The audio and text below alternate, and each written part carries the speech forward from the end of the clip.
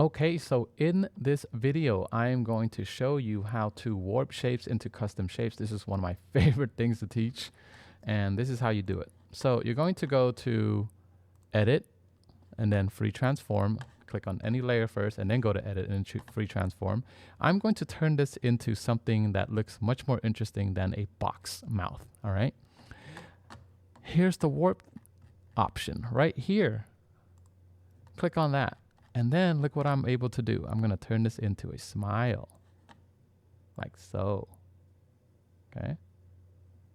And then I'm going to move this one in, like that.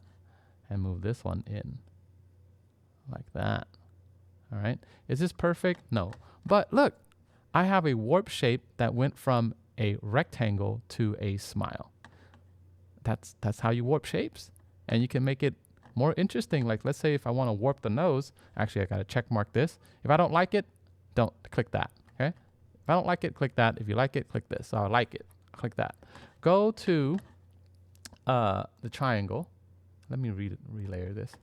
I'm going to go to my triangle now, and I'm going to reshape this into a nose that's like more curvy. All right. So again, go to click on the layer, go to Edit, go to Free Transform, and then go to this warp option right here. Click on that. And then I'm going to make this look a little bit more nosy like this. Oh, look at that. Oh, look at that. Raindrop nose. Okay.